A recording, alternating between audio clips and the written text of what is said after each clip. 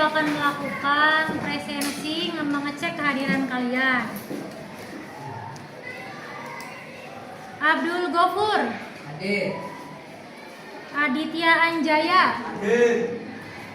Saya juga akan menumbuhkan rasa semangat kalian sebelum memulai pembelajaran, biar tidak ngantuk, biar tidak loyo, biar semangat dan fokus untuk belajar. Anak kelas 8B, apa kabarnya? Baik. Siapkah kalian untuk belajar? Siap. Semangat semuanya, dengan saksama. Anak kelas 8B semuanya Hebat. oke, tepuk tangan untuk kita semua. Sudah siap untuk belajar? Siap.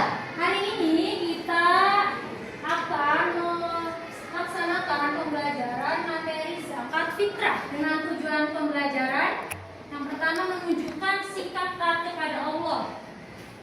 Sikap taat kepada Allah itu banyak macamnya. Salah satunya dengan membayar zakat. Yang kedua memiliki pengalaman yang kuat tentang kewajiban mengeluarkan zakat fitrah. Tujuan pembelajaran yang ketiga yakni mengetahui hikmah mengeluarkan zakat fitrah. Dan tujuan pembelajaran keempat yaitu memiliki kemampuan mengeluarkan zakat fitrah. Nanti ada pembagian kelompok lalu praktek bagaimana sih cara zakat fitrah itu, biar kalian semua mengetahui caranya, bukan hanya sekedar materinya saja namun bisa mempraktek. Materi minggu lalu yakni tentang ketentuan zakat. Ada yang masih ingat apa arti zakat menurut bahasa? Oke, bagus. Ada lagi selain tumbuh? Lalu apa lagi? Bertambah. Oke, pintar. Nah, materi minggu ini adalah materi zakat fitrah. Sudah di sini. Secara bahasa fitrah itu adalah suci. Fitrah, ada yang namanya fitrah? Ya, fitrah adalah artinya bersih atau suci. Menurut istilah, zakat fitrah yaitu pemberian bahan makanan pokok kepada mustahik yang wajib dilakukan seorang muslim menjelang hari raya Idul Fitri dengan tujuan membersihkan jiwa dengan syarat dan rukun tertentu. Nah, di dalam zakat fitrah ada syarat sama rukunnya. Tidak masalah pun diberikannya kepada mustahik, yaitu yang berhak menerima zakat. Tidak semuanya berhak, ada 8 asnaf atau 8 golongan. Mari bersama-sama membaca basmalah dulu, lalu kita membaca dalilnya. Bismillahirrahmanirrahim. Wa aqimus sholata wa atuz zakata warka'u ma'ar raki'in. Artinya, Tegakkanlah sholat, tunaikanlah zakat, dan rukunlah beserta orang-orang yang rukun. bagaimana sih syarat sama rukunnya? Rukun itu sesuatu yang harus terpenuhi. Jadi rukun zakat fitrah sama seperti rukun zakat yang sudah Ibu jelaskan minggu kemarin, sama saja. Ada 4. Yang pertama niat. Yang kedua adanya pemberi zakat atau disebut dengan muzaki. Yang ketiga yaitu adanya penerima zakat yang disebut dengan mustahik. Dan yang terakhir adanya barang yang dizakatkan. Nah, jadi barangnya ada, orang yang menerimanya ada, orang yang memberinya ada, dan harus ada lafal niatnya. Itu baru sah. Lalu syaratnya, syarat wajib zakat fitrah itu ada 4 juga sama. Yang pertama muslim. Apa arti muslim? Orang yang beragama Islam. Di sini semua muslim ya. Orang yang beragama Islam disebut muslim. Perempuan muslimah, atau di sini sebagai kata umum jadi muslim. Yang kedua menjumpai 2 waktu antara Ramadan dan awal bulan Syawal. Nah, yang ketiga mempunyai kelebihan harta berupa makanan pokok. Ini contohnya ada satu keluarga itu jangankan untuk zakat, untuk makan sehari-hari aja susah.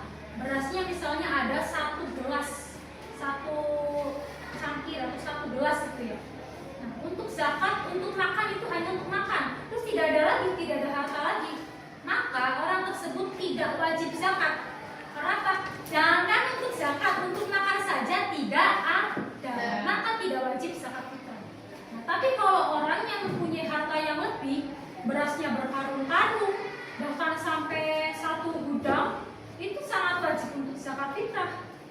Syarat selanjutnya yaitu berupa makanan pokok penduduk setempat. Makanan pokok penduduk setempat. Kita tinggal di Indonesia. Apa makanan pokok kita? Beras, tapi dimasak dulu jadi nasi ya. Tidak berasnya dimakan langsung. Ada yang makan beras langsung? Tidak. Jadi bahan makanan pokoknya nasi. Kalau tinggalnya bukan di Indonesia, contoh di Amerika. Ada yang pernah tinggal di Amerika? Belum. Ada yang mau ke Amerika? Mau. Oke, doakan tapi ke Mekah dulu ya doanya ya. Nah, di Amerika, contoh di Amerika makanan pokoknya apa? Roti. Roti terbuatnya dari gandum. Berarti zakatnya bukan beras ya. Ya paham rukun dan syaratnya? Paham. Sekarang masuk ke penerima zakat fitrah. Ini sama saja seperti penerima zakat yang minggu kemarin Ibu jelaskan. Nah, di sini ada 8 golongan. Ada 8 golongan penerima zakat fitrah. Yang pertama fakir. Fakir itu yang hampir tidak memiliki apa-apa dalam hidupnya untuk memenuhi kebutuhan pokok hidupnya, itu hampir tidak ada, tapi masih ada untuk makan. Misalkan makannya sehari hanya 5.000, 10.000, jadi hampir tidak ada untuk makan sehari-hari. Yang kedua miskin. Nah, miskin ini memiliki harta tapi tidak cukup. Jadi cukup untuk makan, cuma tidak cukup untuk memenuhi kebutuhan lainnya. Makannya juga kadang berkurang. Kita sering menyebut istilah fakir miskin kan? Sering. Fakir miskin misalnya satu kali makan 10.000. Boleh? 10.000 dikali 3 jadi 30.000. Bedanya apa? Gini konsepnya. Kalau fakir itu hanya bisa memenuhi 10.000 saja. Tapi kalau miskin itu bisa sampai 30.000 bahkan 20.000. Jadi agak mending miskin sama fakir. Semoga kita dijauhkan dari dua-duanya. Yang ketiga amil. Amil adalah panitia zakat. Coba kamu kalau malam takbiran atau malam hari raya Idul Fitri, ada namanya orang takbiran di musola atau masjid. Ada orang yang menerima berasnya kan? Ada. Itu namanya amil, yaitu panitia zakat. Baru masuk Islam, orang yang baru masuk Islam itu termasuk berhak menerima zakat agar tauhidnya imannya semakin kuat untuk melaksanakan ibadah-ibadah di dalam Islam. Yang keempat, yang kelima yaitu rikob. Rikob atau budak atau hamba sahaya yang memerdekakan dirinya, seorang budak. Zaman sekarang itu sudah tidak ada budak ya. Kalau zaman dulu ada budak.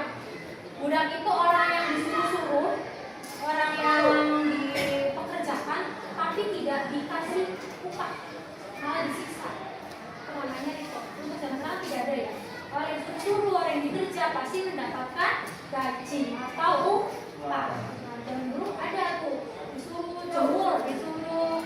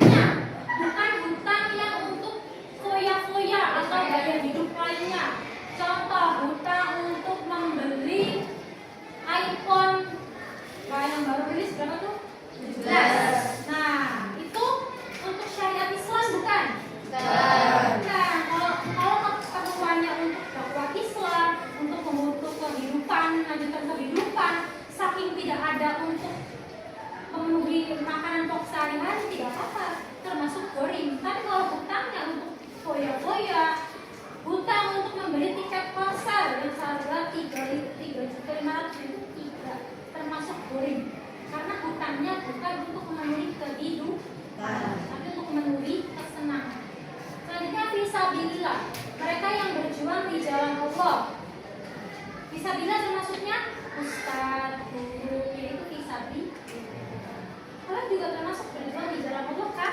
Ibadah, sekolah di madrasah. Yang keempat, ibnu sabil, yaitu orang yang berada dalam perjalanan atau ibnu sabil. Ibnu sabil itu orang yang berada di perjalanan, tapi untuk sama tujuannya untuk ibadah, untuk taatan kepada Allah. Sekarang tata cara zakat fitrah. Yang pertama niat zakat fitrah ini untuk diri sendiri ya. Ada untuk niat orang tua, untuk anaknya, untuk saudara, untuk kakaknya, adiknya. Nah ini tata cara zakat fitrah. Pertama niat. Di sini ibu jelaskan untuk niat zakat fitrah diri sendiri. Ibu akan membacakan, nanti kalian akan mengulangi ya. Ibu dulu baru kalian. Nawaitu an ukhrija. Nawaitu an ukhrija Zakatal fitri. An nafsi. Fardholillahi ta'ala. Artinya bareng-bareng. Artinya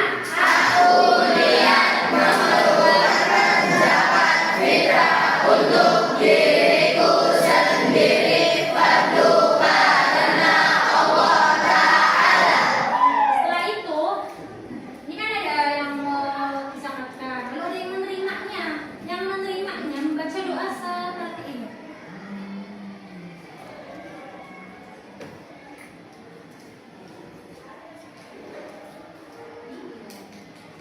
Gimana?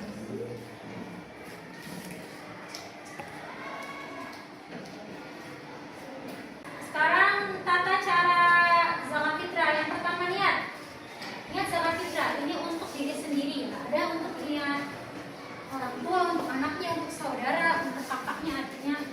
Nah ini tata cara zakat fitrah. Pertama niat. Di sini ibu jelaskan untuk niat zakat fitrah diri sendiri. Ibu akan membacakan, nanti kalian akan mengulangi ya. Ibu dulu baru kalian. Nawaitu an ukhrija. Nawaitu an ukhrija Zakatal fitri. An nafsi. Fardholillahi ta'ala. Artinya bareng-bareng. Artinya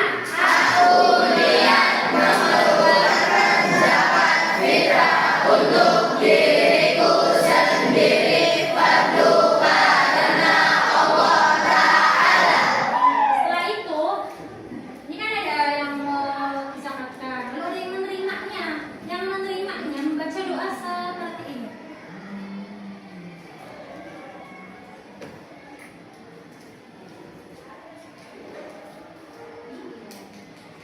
Gimana?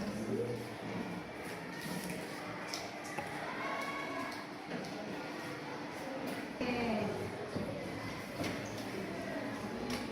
Zakat fitrah di sini ada 4 waktu. Yang pertama, waktu yang diperbolehkan dari awal Ramadan tanggal 1 Ramadan sampai akhir Ramadan boleh.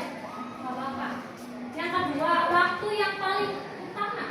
Waktu yang diutamakan itu terbenamnya matahari pada akhir bulan Ramadan. Terbenamnya matahari berarti maghrib. Apa ada pertanyaan? Ada Bu, Ya silakan Adini. bagaimana hukumnya orang yang meninggal pada malam takbiran? Apakah wajib untuk zakat? Oke, disimpan pertanyaannya ya. Apakah ada pertanyaan lagi? Saya Bu, Ya, silakan Harjun. bagaimana hukum zakat fitrah untuk anak 13 tahun? Bagaimana hukum zakat fitrah untuk Anak 13 anak tahun. 13 tahun? Oke, ibu simpan pertanyaannya. Ada pertanyaan lagi?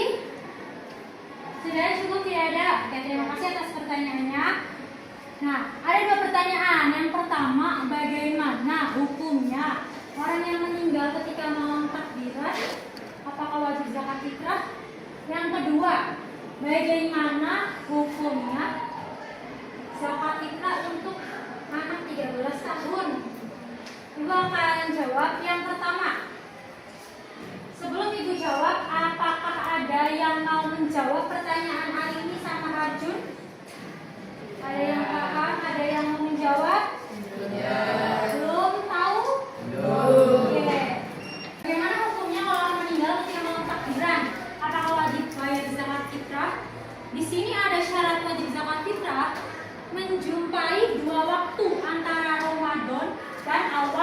Syawal.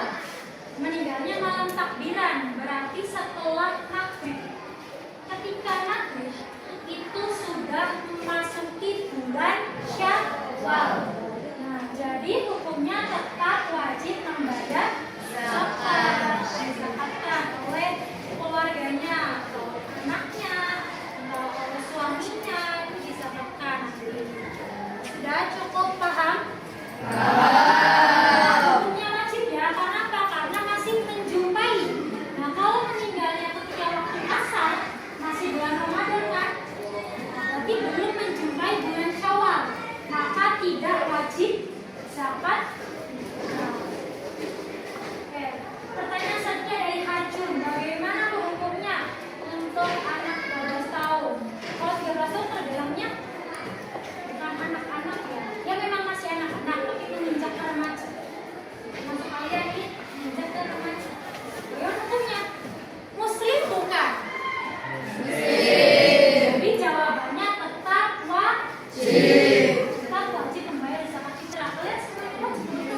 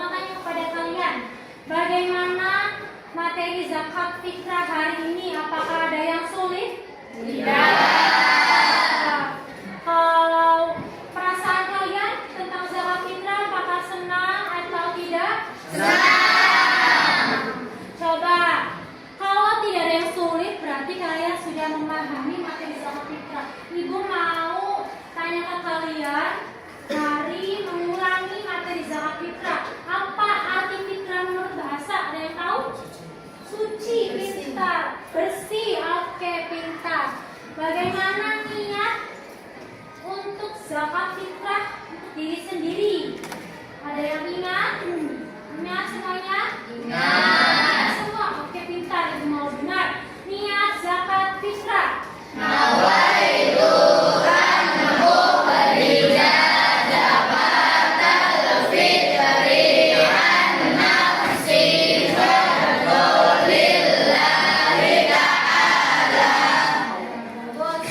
Kalian sudah memahami cara memberikan zakat. Panitia zakat disebut apa? Pintar sekali. Orang yang baru masuk Islam disebut ada berapa golongan yang berhak menerima zakat? 8. Oke, bagus sekali. Nah, Ibu akan memberikan tugas kepada kalian untuk minggu depan, yaitu materinya tentang zakat mal. Kalian ada gambaran tentang apa itu zakat mal, bagaimana itu zakat mal. Nah, jadi nanti Ibu akan menjelaskan minggu depan. Kalian siap? Terima kasih. Kelas 8B semuanya hebat. Baik, Ibu cukupkan untuk materi hari ini anak-anak. Terima kasih atas perhatiannya.